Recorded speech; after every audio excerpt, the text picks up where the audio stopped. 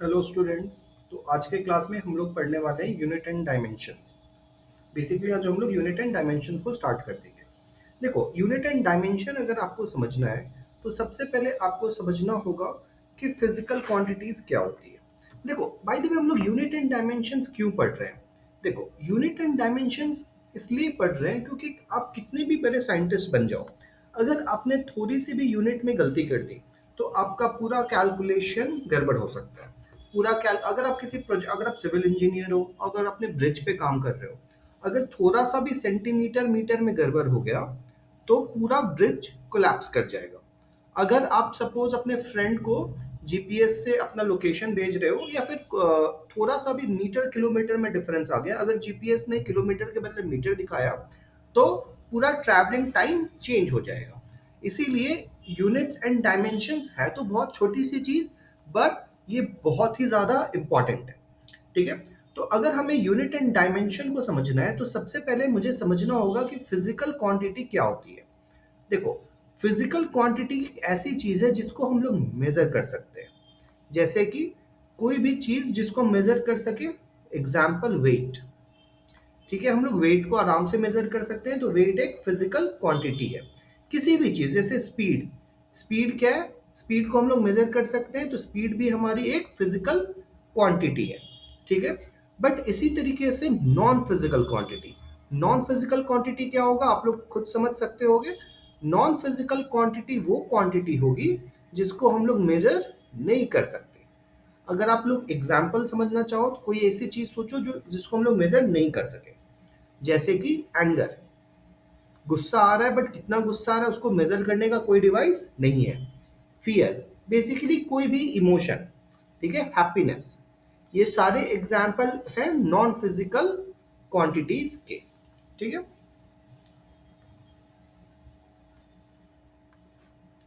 ठीक है। अब बच्चों एक बात समझो, क्या जितने फिजिकल क्वांटिटीज होंगी क्या हमें उतने ही यूनिट्स चाहिए होंगे? जैसे वेट को मेजर करने के लिए हमें पता है कि हमारे पास केजी होता है, राइट? बट स्पीड को मेजर करने के लिए यूनिट क्या होता है? तो ऐसा जरूरी नहीं है कि जितने फिजिकल क्वांटिटीज होंगे उतने ही यूनिट्स हमें चाहिए होंगे। हम जितने भी फिजिकल क्वांटिटी है उनसे कम यूनिट्स में भी हम लोग काम चला सकते हैं। जैसे फॉर एग्जाम्पल, हमें पता है लेंथ की यूनिट होती है मीटर और टाइम की यूनिट होती है सेकेंड, लेकिन स्पीड की यूनिट क्या हो जाती है? How much length covered in particular time, meter per second. तो हमने स्पीड के लिए कोई नई यूनिट नहीं बनाई, हमने जो पुरानी यूनिट हमें पता थी उसी को यूज करके हमने एक यूनिट बना लिया। ओके, होपफुली आप लोगों को समझ में आ रहा हो। तो इससे क्या पता चला? इससे पता चला that number of unit is comparatively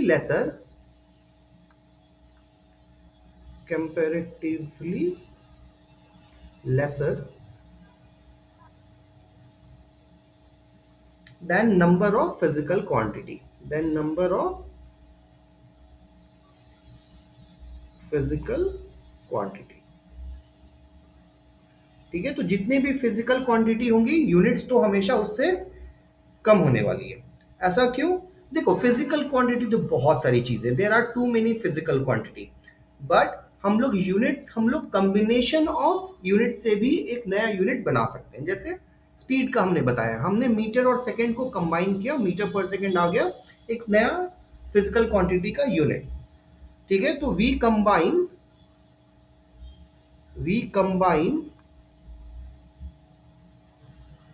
units to get new unit, to get new unit of other quantity, of other quantity।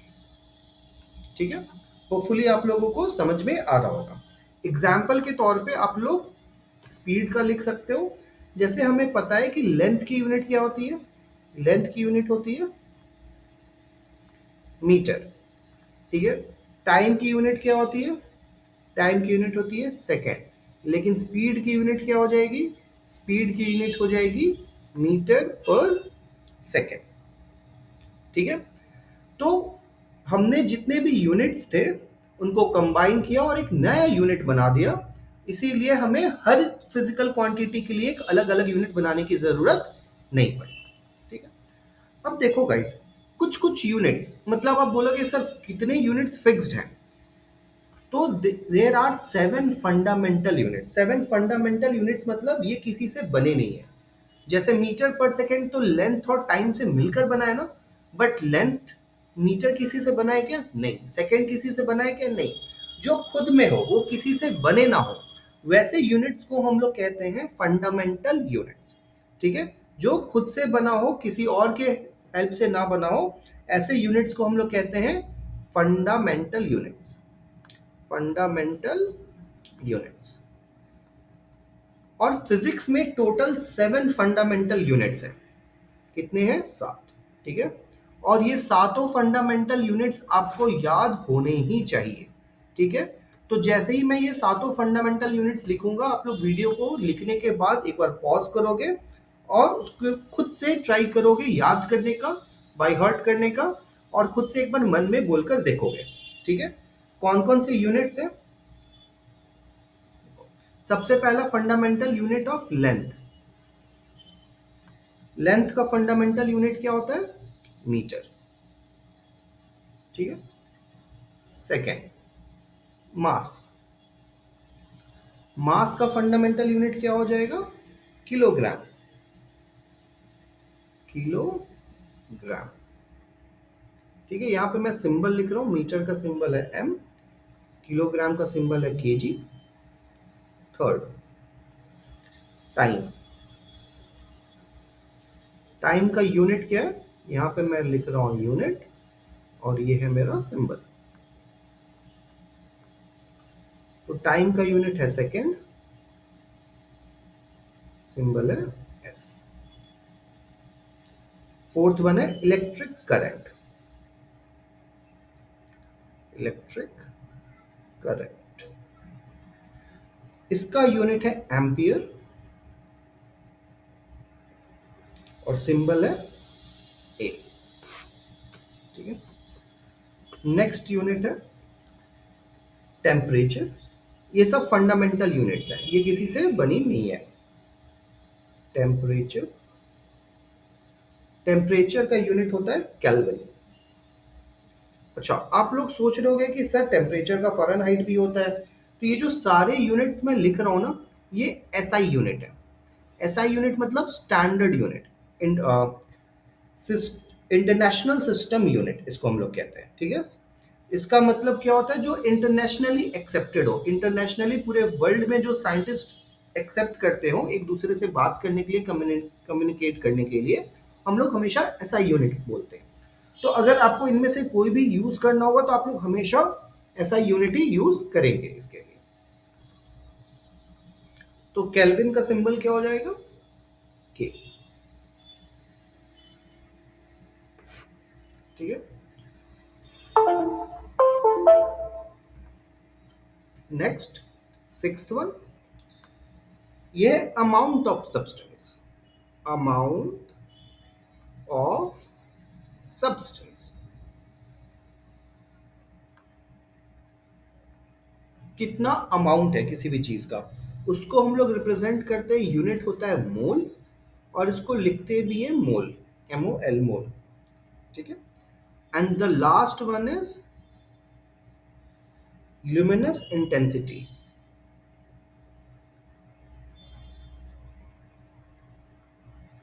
Luminous intensity, देखो ल्यूमिनस का मतलब होता है लाइट, जो भी चीज चमके उसको हम लोग कहते हैं ल्यूमिनस, और इंटेंसिटी मतलब वो कितना स्ट्रांगली लाइट को प्रिडिक्ट कर रहा है या प्रोजेक्ट कर रहा है, सॉरी, मतलब वो कितनी तेजी से वो चमक रहा है। ठीक है, तो ल्यूमिनस इंटेंसिटी हमारा जनरली यूज होता है जब हम लोग स्टार्स को पढ़ते हो, बहुत दूर से कोई लाइट आ रहा हो तो उसकी इंटेंसिटी को पढ़ते हैं, उससे हमें ये पता चलता है कि कोई भी स्टार, कोई भी प्लैनेट कितनी दूर है और कैसे मूव कर रहा है। ठीक है, और इसका यूनिट होता है कैंडेला।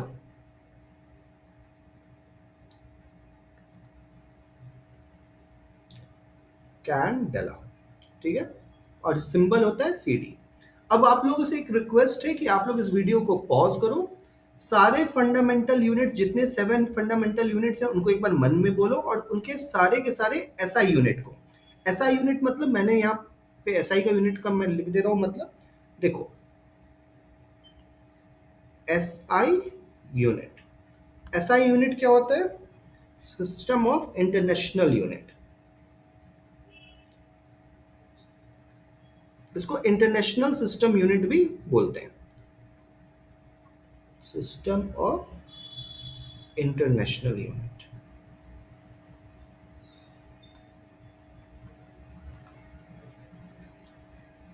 सिस्टम इसको एक्चुअली सिस्टम इंटरनेशनल कर लो, सिस्टम इंटरनेशनल।